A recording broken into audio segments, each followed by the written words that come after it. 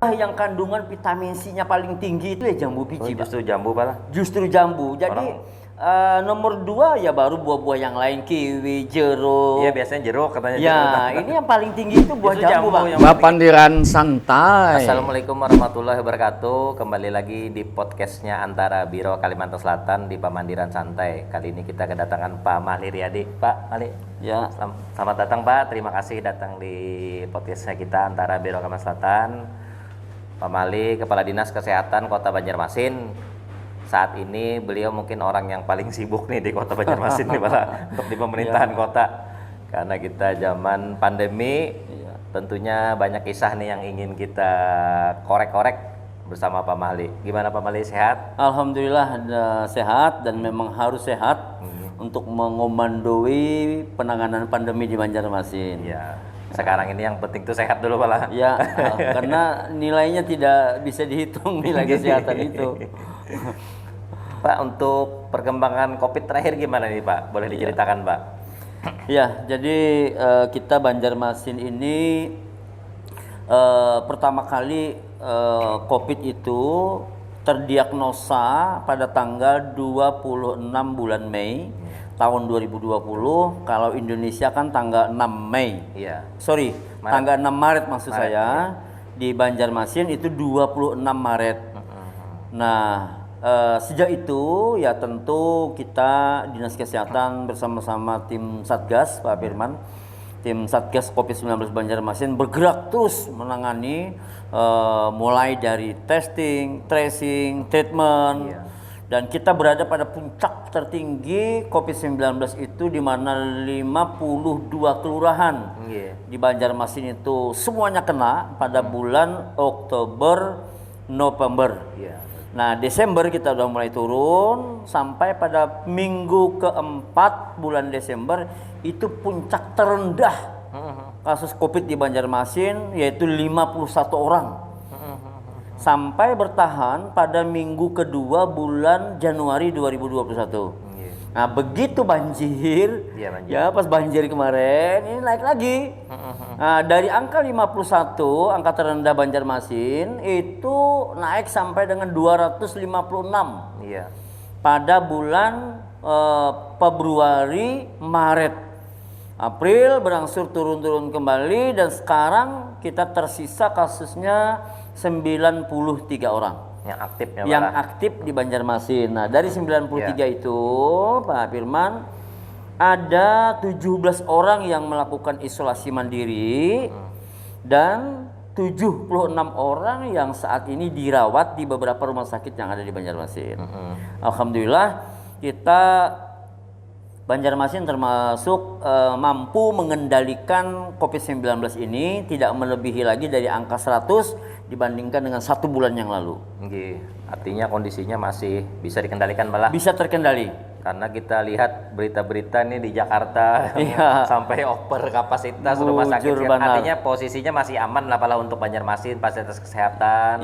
Tempat isolasi juga masih artinya tidak mencapai batas untuk maksimal itu Pak, masih aman Pak? Masih aman, alhamdulillah, karena dari 93 tadi hanya 17 rumah di Banjarmasin ini yang terkonfirmasi positif dan itu berada di bawah pengawasan tim Satgas tingkat kelurahan.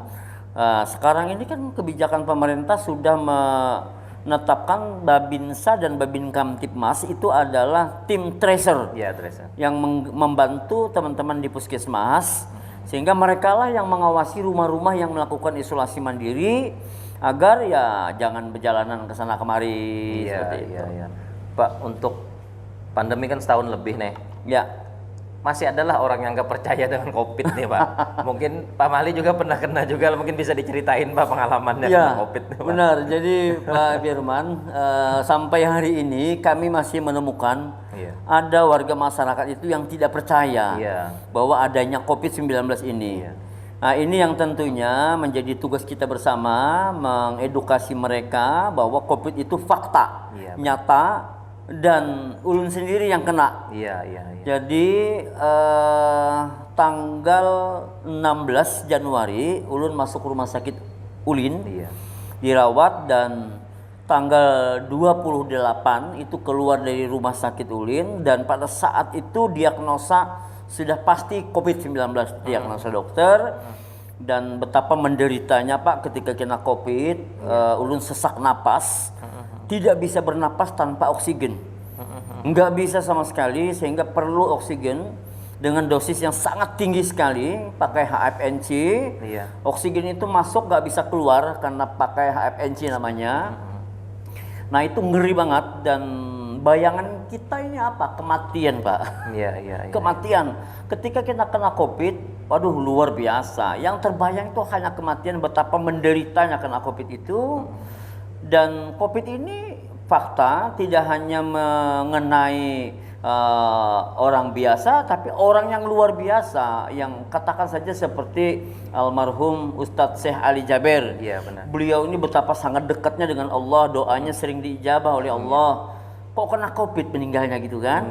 Nah, banyak juga para pejabat-pejabat kita, misalnya contohnya Bupati, Wali Kota Banjarbaru, almarhum Pak Najmi. COVID juga meninggalnya. Para dokter banyak sekali yang juga meninggal kena COVID. Nah, ini fakta. Jadi kita berharap masyarakat ini bahwa ini tidak boleh disepelekan karena dia menyerang paru-paru. Nah, sehingga nyata dan fakta bahwa COVID itu ada, dan tentunya menyerang sistem pernapasan. Iya benar, artinya sangat bahaya sekali. Jadi istilahnya bagi masyarakat di Kota Banjarmasin khususnya Bala, iya, artinya dah kalau urusan COVID ada tidak ada nggak usah dibahas lagi lah itu. Itu sudah fakta, nggak perlu dibahas lagi. Yang penting sekarang kita harus menerapkan protokol kesehatan ya Pak. Betul. Itu karena itu kuncinya, yang paling penting pencegahan Bala. Ya. Kalau sudah sakit diobati repot. Repot, dan biayanya sangat besar sekali. Iya. Kita bandingkan COVID-19 ini antara mencegah ya dengan mengobati. Kalau mencegah itu kan sebenarnya simpel. Mencegah orang taat dengan protokol kesehatan, disiplin dengan protokol kesehatan, maka kita sudah bisa menangani dan mengendalikan COVID-19 itu.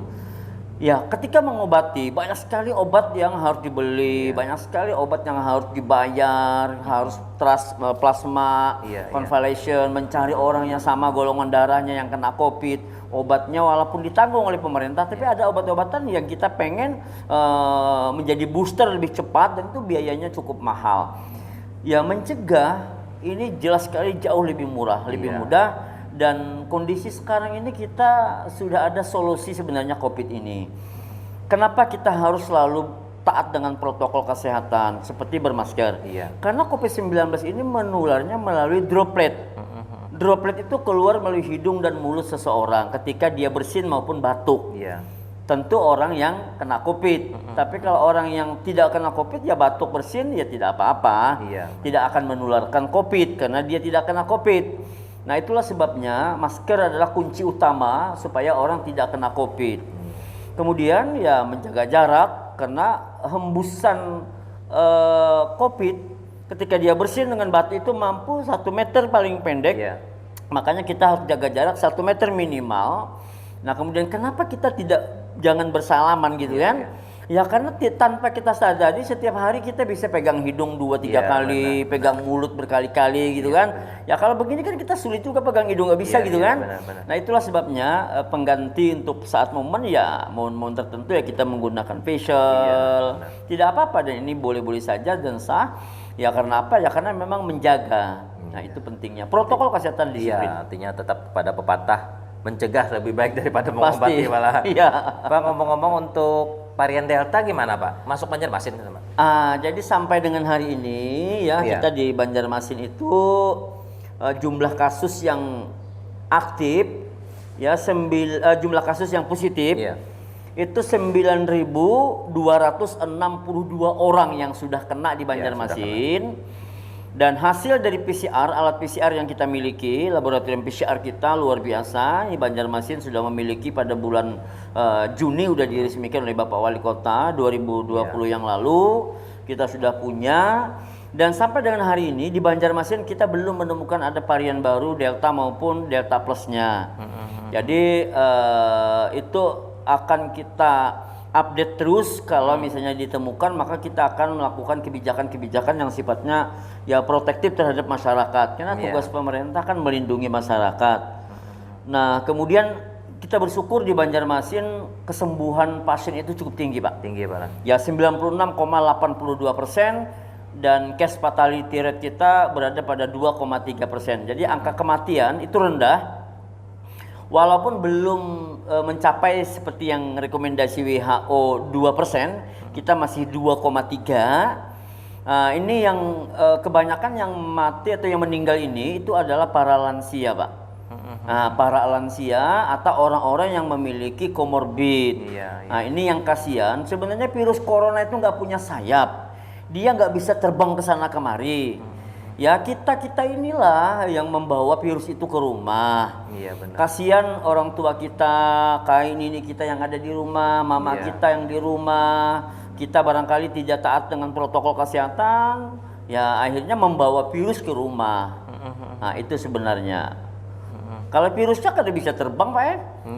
Nah karena dia tidak punya sayap. Nah seperti itu. Kalau Delta tadi benar lah Pak, artinya lebih ganas lah dari varian yang biasa ya, itu gimana? 10 Gejalanya kali sendiri lipat, mungkin Pak. yang perlu diketahui masyarakat Pak, bedanya dengan COVID biasa tuh.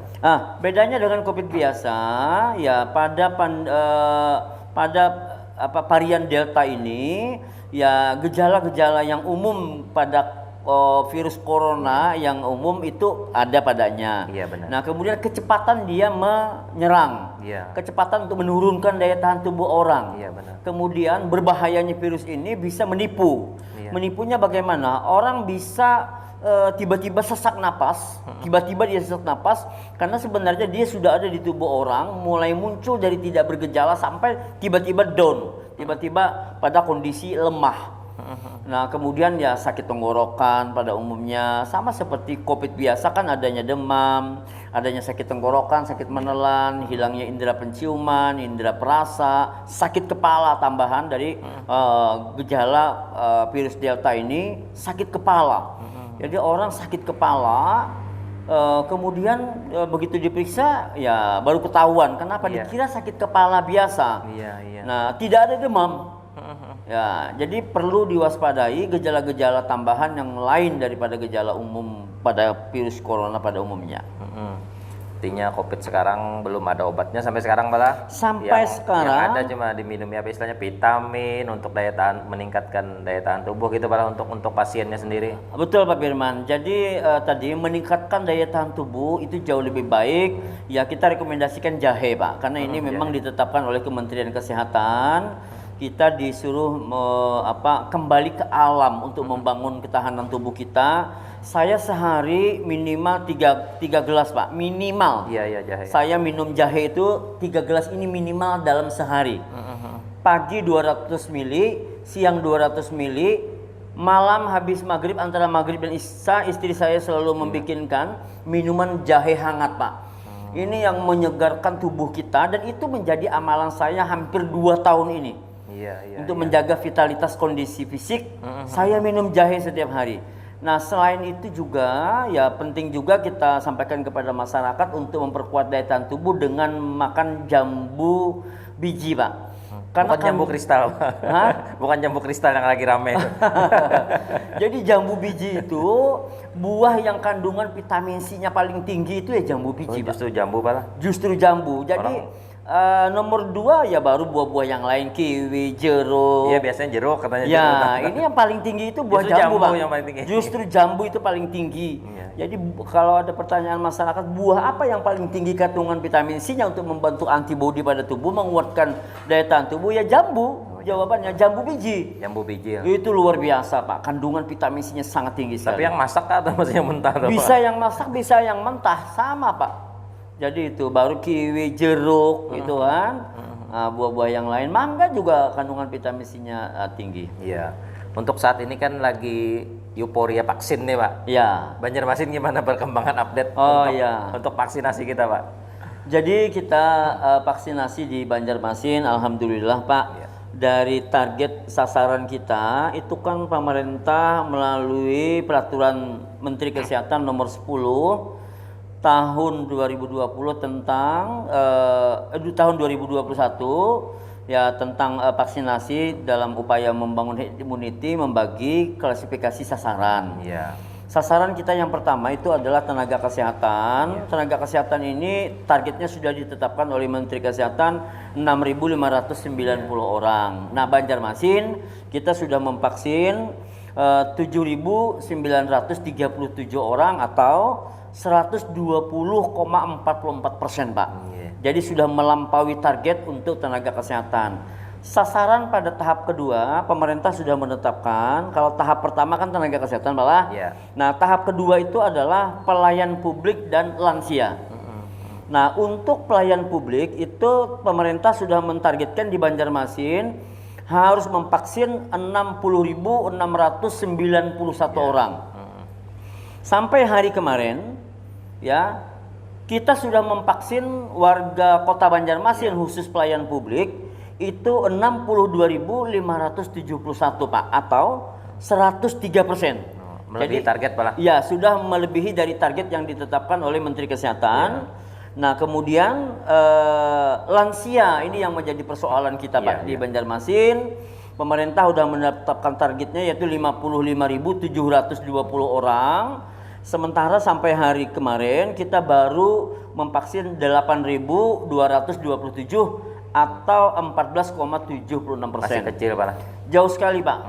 Masih 14% yang kita vaksin untuk lansia. Sementara pelayan publik udah 100% lebih. Itu ada kendala sendiri Kak, Pak, untuk lansia? Ini. Jadi kendala yang kami hadapi selama ini bagi lansia itu ya yang pertama ada karakteristik sendiri, Pak, warga Kota Banjarmasin, para lansia ini karena masyarakat Banjarmasin barangkali terkenal dengan masyarakat religi gitu kan. Nilai rasa keberagamaannya itu sangat tinggi sekali.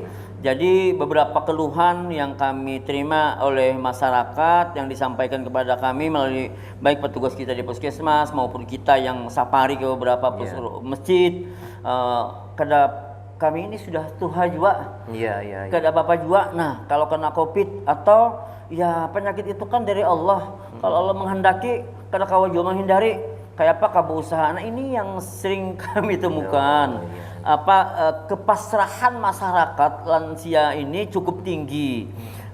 Padahal kita disuruh bersyariat gitu kan. Iya, benar. Nah, ini kendala nomor satu. Ini kan stigma masyarakat. Iya. Yang kedua, ya masyarakat barangkali selama ini masih banyak yang belum tahu, takut bervaksin kalau sakit. Iya, benar. Ini nanti kalau divaksin efeknya. Bagaimana?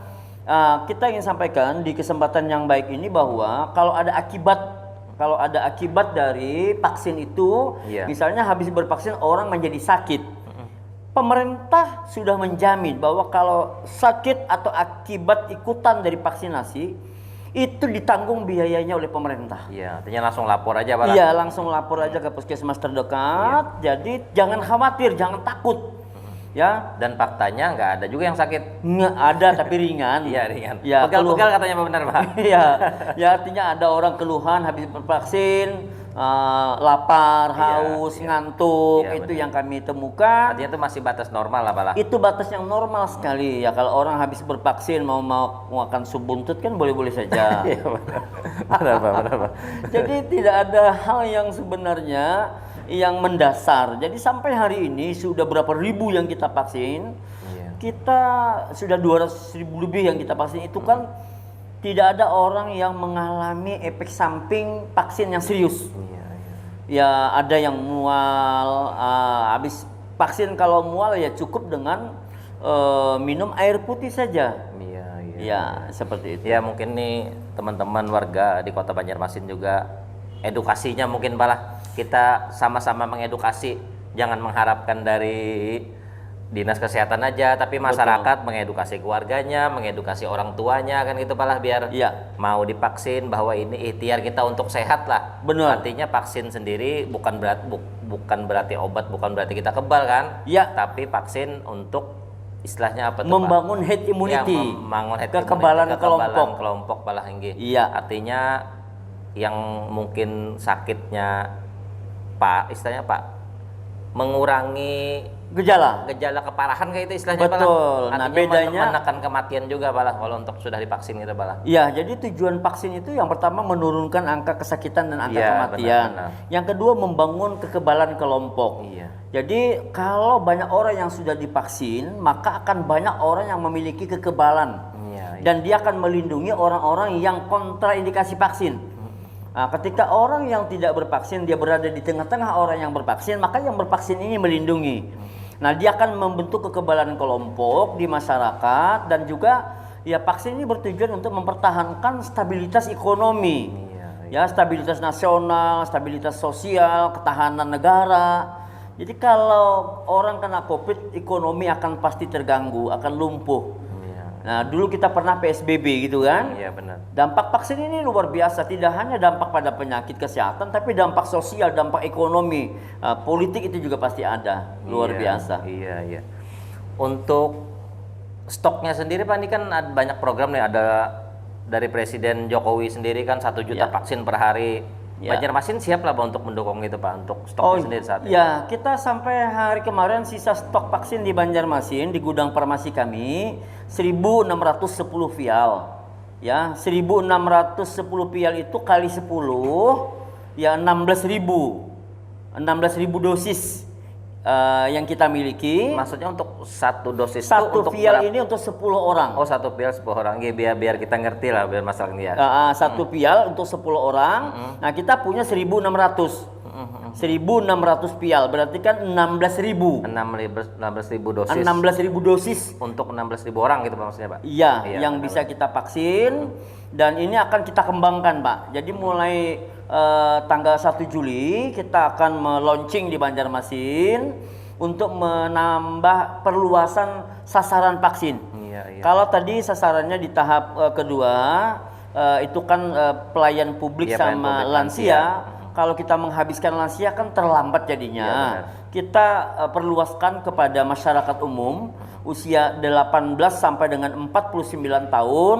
Nah, nantinya tanggal 1 Juli sudah bisa bervaksin di semua pasienkes milik pemerintah yang sudah kami tetapkan. Semua puskesmas bisa datang melayani masyarakat usia 18 sampai dengan 50 tahun ke atas. Semua minimal 18 tahun udah bisa bervaksin. Ya, artinya nih masyarakat benar-benar harus memanfaatkan ya Pak. Harus memanfaatkan. Program vaksin ini.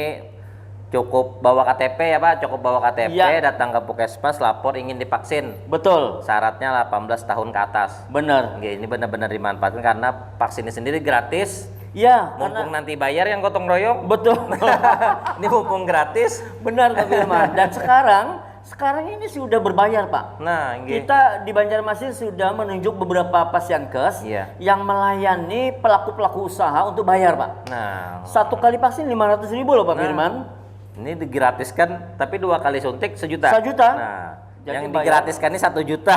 Iya. Yang digratiskan 1 juta. Benar. Ya, benar. Nah, kita berharap masyarakat memanfaatkan ini Iya, iya. untuk datang membawa keluarganya ke puskesmas. Iya, jadi jadi benar-benar harus dimanfaatkan ya Pak ya. Harus dimanfaatkan. Gitu. Pak, terakhir mungkin Pak, ini lagi rame juga persiapan pembukaan sekolah nih, mungkin dari Oh. Dinas Kesehatan sendiri gimana nih untuk rencana Dinas Pendidikan nih Pak? Iya, Melihat jadi- dari kasus sendiri perkembangannya. Saya kira untuk di Banjarmasin sangat memungkinkan sekali untuk dilakukan pembelajaran tatap muka, melihat tren yang kita miliki dan zonasi sekarang ini tidak ada zona merah di Banjarmasin. Iya, benar. Tidak ada zona oranye di Banjarmasin, jadi kita kuning dan bahkan banyak sekali di Banjarmasin itu kelurahan atau RT-nya zonasinya hijau. Banyak sekali. Nah, sehingga kenapa kita mendorong pemerintah untuk membuka tatap muka?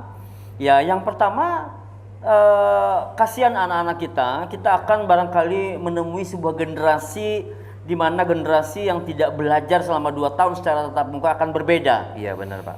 Kalau kita meneruskan ini, saya kira menunggu COVID-19 ini berakhir, jawabannya tidak ada, Pak. Iya, benar. Kapan pandemi ini berakhir? Tidak ada jawabannya. Belajar dari pengalaman sejarah dunia, kita dulu pernah pes. Iya. Di abad ke-17, di tahun 1700-an, itu tuh penyakit pes itu berlangsung 15 tahun Pak di Banjarmasin, di Indonesia Pak. Iya, iya. Cacar. Sampai hari ini orang masih ada yang kena cacar. Iya, benar. Padahal cacar ini sudah berabad-abad, ratusan tahun sudah, berapa abad ini kita kena penyakit wabah cacar. Dulu wabah juga, Pak. Iya, Nah, sama dengan SARS, sama dengan COVID-19. Kita Iya. akan ketemu nanti di mana suatu masa COVID-19 ini sama seperti influenza, sama seperti orang ISPA biasa. Nah, itu akan kita temui. Tapi kapan nggak ada jawabannya? Kalau sekolah menunggu itu, Iya. terlambat, Pak. Anak-anak kita barangkali sudah teracuni dengan hal yang barangkali karena dia belajarnya melalui online, Iya, benar. dia lihat handphone Android, Iya. mungkin belajarnya cuma 2 jam 3 jam saja dengan guru di sekolah. Selebihnya HP Android yang dia pegang barangkali melihat sesuatu yang dia tidak patut lihat, membaca sesuatu benar, yang Pak. usianya tidak patut dia Iya. baca. Benar, belum lagi bikin stres orang tuanya, Pak. Jadi Pak, guru. itu kan menjadi terekam dalam alam bawah sadar anak kita, Iya. dan itu di luar kontrol orang tua. Apa yang terjadi generasi kita, dan itu jauh lebih berbahaya daripada COVID, Pak. Ketika seorang anak terekam dalam alam bawah sadarnya sesuatu yang dia lihat benar. tidak boleh dia lihat, rasa penasaran seorang anak itu jauh lebih tinggi. Oh, apa ya yang saya lihat ini? Iya, Pengen tahu lagi, Iya, benar. pengen jauh lebih tahu lagi. Pak, itu virus yang lebih berbahaya daripada COVID. Iya. Kita akan kehilangan generasi yang Qur'ani, barangkali generasi yang memiliki akhlak yang bagus. Kenapa? Udah terlanjur ngelihat kok. Iya, benar-benar. Nah, itulah yang seharusnya juga perlu kita waspadai. Udah belajar tatap muka, kuncinya adalah protokol kesehatan, Pak. Protokol kesehatan. Tidak ada cium tangan antara guru dengan murid. Iya, benar. Di Nggak ada sekolah salim-salim lagi lah, Pak. nggak ada salim-salim lagi. Nah, karena itu bagian media. Anak-anak nggak boleh saling pinjam meminjam alat tulisnya, pensel, penggaris, Iya. semuanya tidak boleh saling meminjam. Dan jarak duduk diatur 1 meter. Nggak ada yang perlu ditakuti. Dan anak sama guru sama-sama pakai masker. Insya Allah aman, Pak. Jadi seperti itu. Kita menyambut gembira juga lah, Pak. Kita Ya. sebagai orang tua juga masalahnya. Jadi semua orang tua kayaknya mengharapkan dibukanya kembali sekolah Ya. nih, Pak Inggi. Kami rekomendasikan, Pak. Jadi Ya. beberapa sekolah udah banyak sekali ngajukan ke kita. Ya, saya buat rekomendasi, dan dalam rekomendasi kita pesankan kepada sekolah agar memiliki satgas COVID sendiri, Pak. Iya, Ini benar. salah satu persyaratannya. Kalau sekolah mau tatap muka, sekolah harus memiliki satgas sendiri yang mengawasi berjalannya protokol kesehatan di sekolah itu. Ya, jadi itu kabar baik bagi anak-anak kita, terutama orang tua juga kabar baik Iya. sekali karena anak-anaknya kembali turun ke sekolah ya, Pak. Iya. Dan kita doakan semoga kasus COVID-19 terus melandai di Kota Banjarmasin. Amin. Inggi. Itulah tadi obrolan kita, Pak, bersama Pak Mahli Riyadi seputar COVID-19 dan perkembangannya sampai hari ini. Kita berdoa bersama semoga seluruh masyarakat kita sehat, terlindung dari COVID, semuanya sudah divaksin. Ya. Karena itu tadi bagian dari program juga untuk membuka sekolah, guru-guru juga harus divaksin ya, Pak. Sudah. Semua tenaga pendidikan harus Ya. divaksin. Jadi semoga apa yang kita rencanakan harapkan dapat terlaksana. Amin ya, Pak. Amin. Itulah tadi obrolan kita bersama Pak Mahli Riyadi. Kembali lagi di podcastnya Antara Biro Kalimantan Selatan untuk episode berikutnya. Wassalamualaikum warahmatullahi wabarakatuh. Sampai jumpa.